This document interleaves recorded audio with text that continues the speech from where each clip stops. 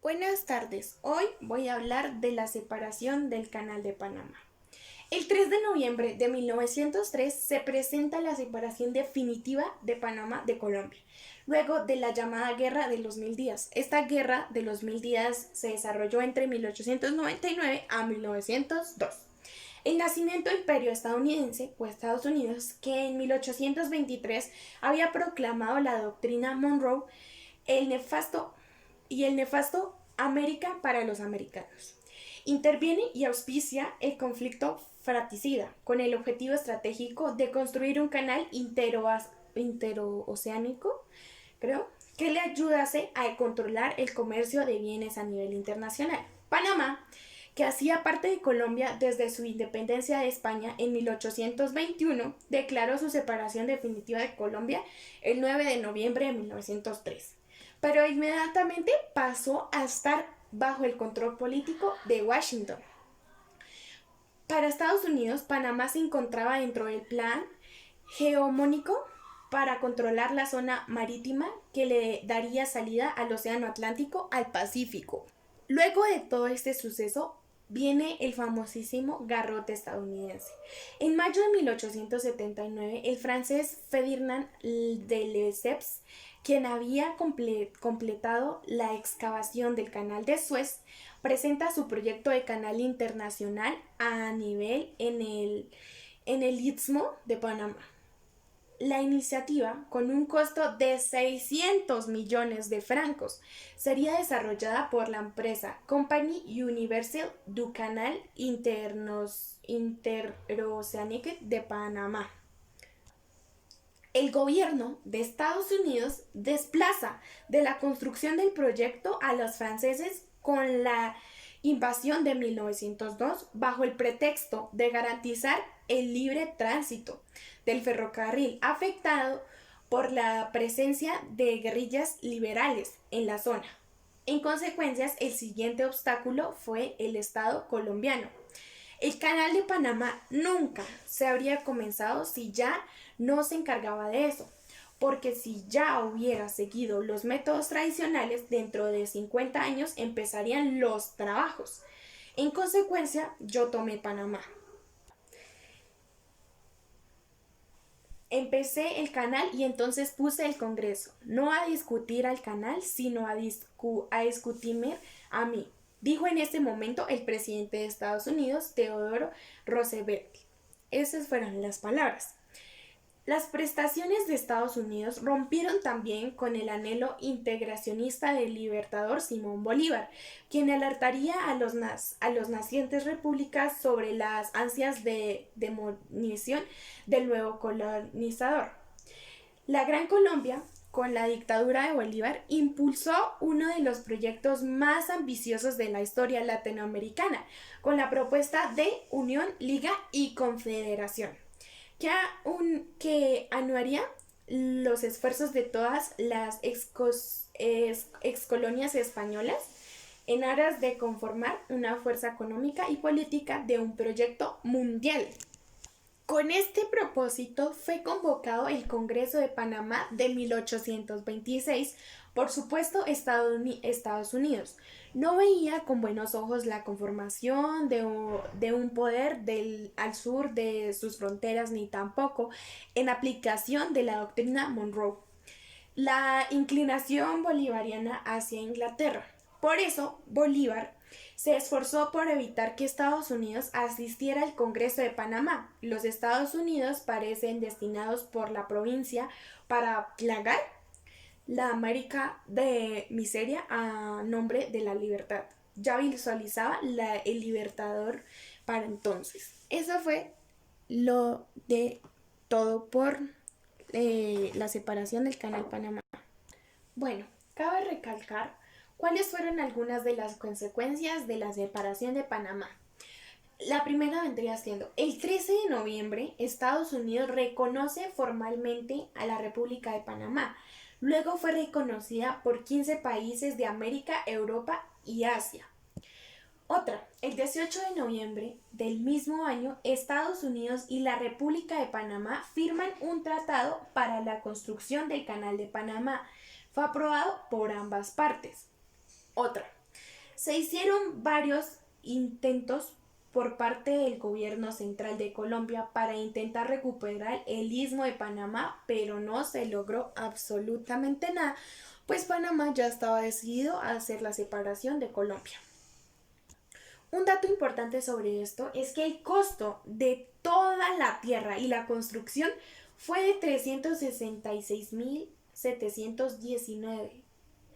La primera misión diplomática de los Estados Unidos de América en la República de Panamá se estableció en 1904, un año después de que Panamá lograra separarse del todo de Colombia, en 1903. Ahora voy a hablar de el Bogotazo. El Bogotazo es uno de los temas más importantes y uno de los temas que desató la violencia en Colombia. Pero ¿cómo empezó y por qué comenzó? El Bogotazo comienza después del asesinato del político liberal y candidato a la presidencia de Colombia, Jorge Eliezer Gaitán, el 9 de abril de 1948. Fue el detonante de la etapa conocida como el Bogotazo.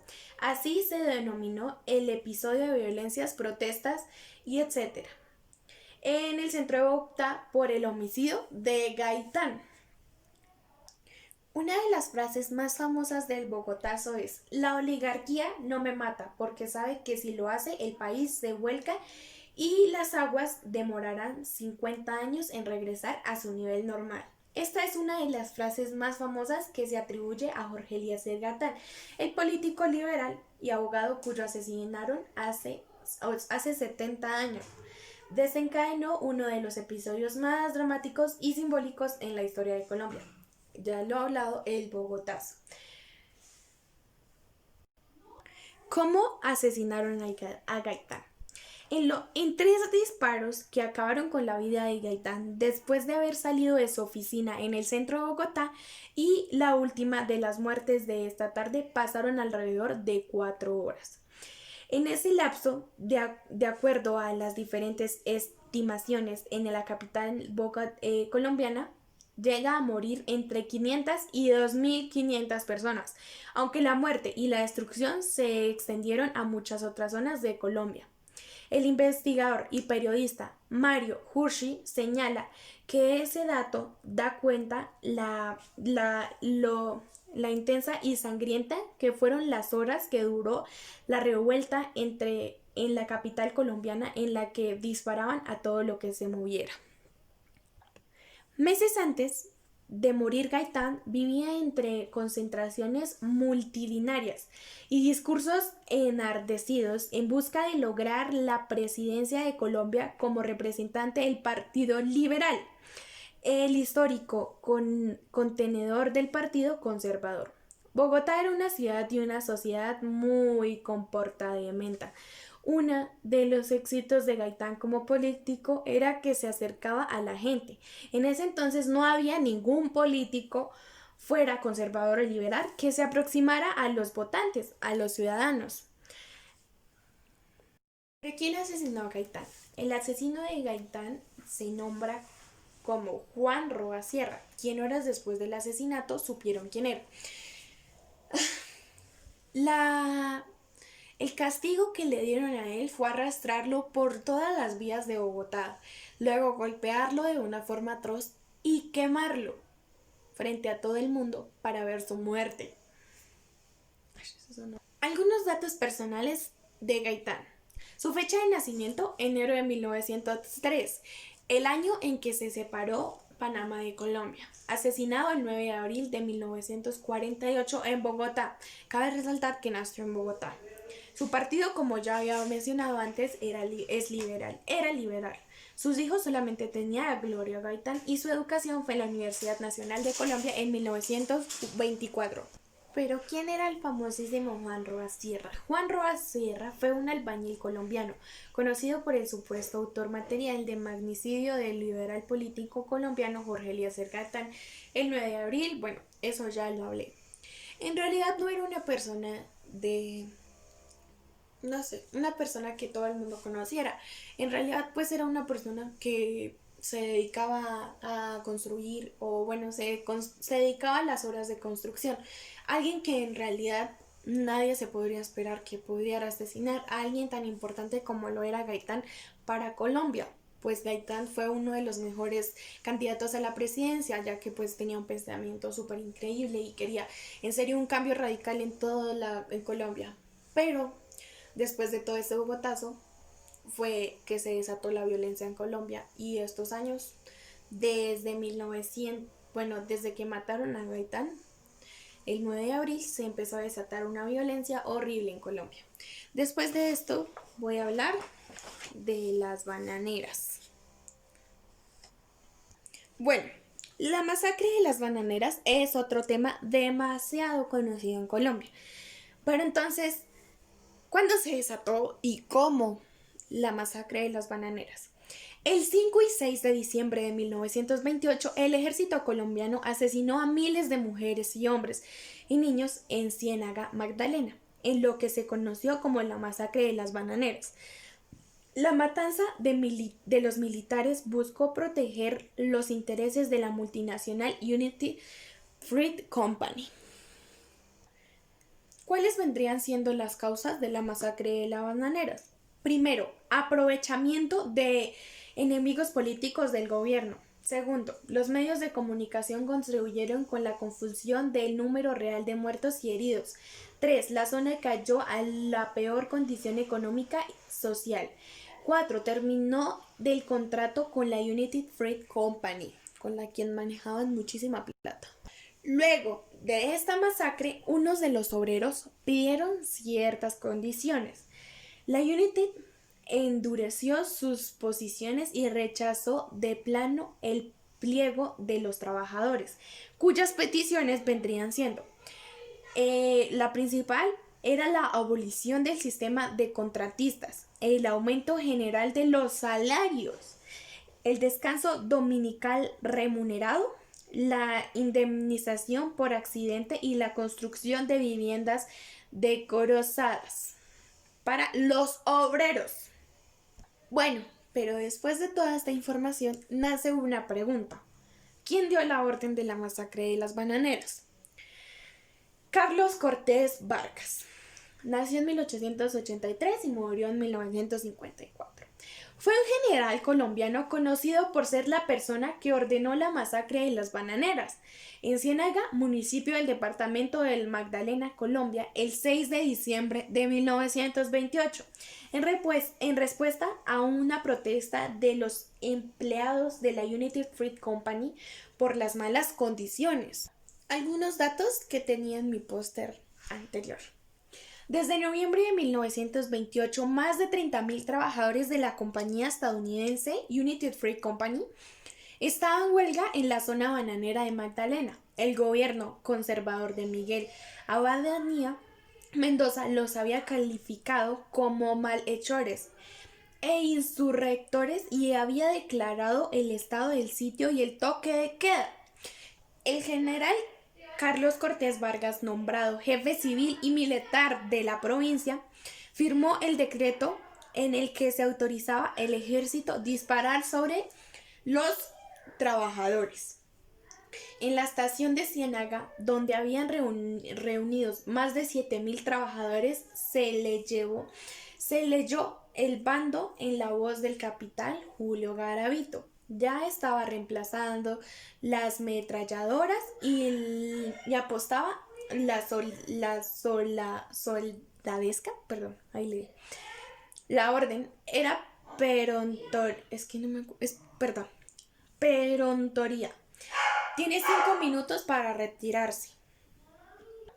Bueno, luego de toda esta información, cabe resaltar que la masacre de las bananeras ha sido una de las masacres más grandes de Colombia, pues murieron muchísimas personas. Un dato más específico sería, no hay un dato preciso, pero una de las cifras más cercanas de víctimas es de 1.800 trabajadores asesinados y aproximadamente 100 heridos. Y por último, ¿cuáles podrían ser las consecuencias de la masacre de las bananeras? 1. Finalización del contrato con la empresa United Fruit Company. La segunda sería desacreditación a las Fuerzas Armadas y la última, inestabilidad en el gobierno. Ahora voy a empezar a hablar y por último de Rojas Pinilla. Bueno, primero que todo, ¿quién es Rojas Pinilla? Gustavo Rojas Pinilla nació en Tunja el 12 de marzo de 1900 eh, y murió el 17 de enero de 1975, si no estoy mal. Fue un militar, ingeniero civil, político, presidente colombiano, quien tras el golpe de estado que le dio al presidente Laureliano Gómez, ocupó de facto la presidencia de Colombia del 13 de junio de 1953 al 10 de mayo de 1957. Duró 4 años. Durante su carrera política fue apodado como Gurropín debido a las primeras sílabas de su nombre. Era tío del novelista español Carlos Rojas Vila. Mientras Rojas Pinilla estuvo en su gobierno, se inició el proceso de despolitización de la política, la traída del servicio de televisión al país y puso término a la segunda etapa de la época conocida como la violencia. En 1954, durante su mandato, se reconoció el derecho al sufragio femenino. Bueno, a ver, hay un hecho muy importante en Colombia que se desató en 1953. ¿Pero qué pasó en 1953? Golpe de Estado. Colombia experimenta una crisis política.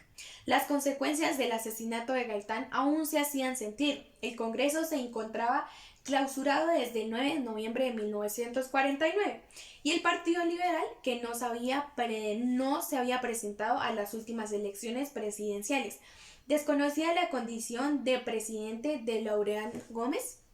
En 1951, cuando Gómez volvió a convocar a elecciones para el Congreso, el Partido Liberal de nuevo no se presentó, como tampoco lo hizo en 1953 a las elecciones a la Cámara de Representantes.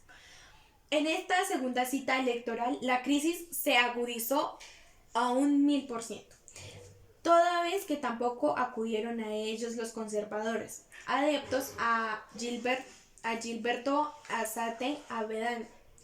La violencia además mostraba por aquellos años sus cifras más cruentas. En 1950, las muertes consiguieron llegar a 50.253 por cada 1000 habitantes. A todo ello se sumó la ausencia de poder que significó la designación de Roberto Urdaneta. Uno de los actos más buenos que, mientras Rojas Pinilla estuvo en el gobierno, fue la prohibición del porte de armas. Hasta 1955, la población colombiana había disfrutado del porte legal de armas de fuego para aumentar su control sobre la población civil. Rojas Pinilla implementa el sistema de salvoconductos y el porte de armas se vuelve completamente ilegal para cada persona civil. Desde entonces, la gran mayoría de las armas de fuego se encuentran en manos de personas al margen de la ley. Otra de las cosas que sucedió fue, no tan positiva, fue el aumento de los impuestos. Aunque un reporte preparado por la CIA para el Departamento de Estados norteamericano se describen aumentos dramáticos en los impuestos durante el año 1955. Los impuestos aumentan del 5% al 14%. Otra de sus actos vendría siendo saque de oro y platino. En 1955, igual que la prohibición de porte de armas, en 1955 la administración Pinilla firma un pacto con los Estados Unidos, que permite a las compañías extranjeras en Colombia sacar el 100% de sus ingresos del país. Poco después comienzan a salir tantos vuelos cargados de oro y platino del país que uno se estrella en los Andes. Ese fue un accidente.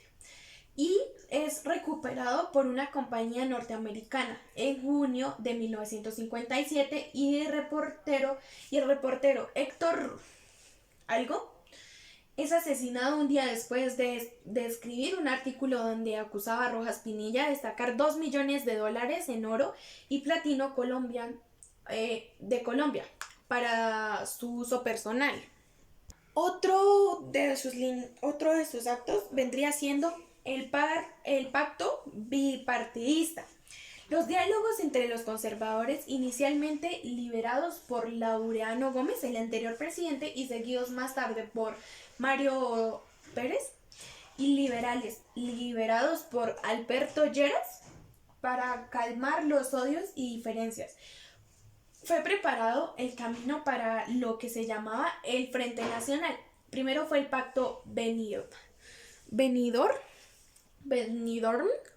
del 24 de julio de 1956, en donde reconocieron la responsabilidad compartida en la decadencia de la democracia y empezaron a buscar la fórmula igualitaria.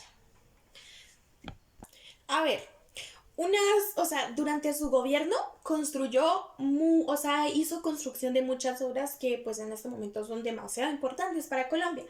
Entonces, las obras vendrían siendo: completó el ferrocarril del Atlántico, la pavimentación de la mayoría de las partes de las carreteras troncales del país, construcción del Aeropuerto Internacional El Dorado, que es uno de los aeropuertos más conocidos, y 18 aeropuertos más.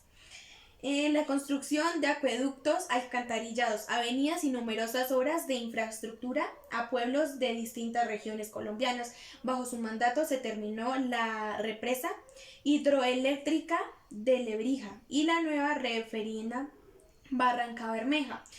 Durante su administración se terminaron las obras: Acerías Pal del Río y el Hospital Militar, el Centro Administrativo Nacional, el Club Militar y la construcción del Observatorio Astronómico. Yo creo que hasta ahí vendría siendo todos los temas. No cabe resaltar, creo que ya hablé lo más importante. Y pues ya, estos son los cartelitos que usé. Y pues gracias por su atención, espero les haya gustado y ya.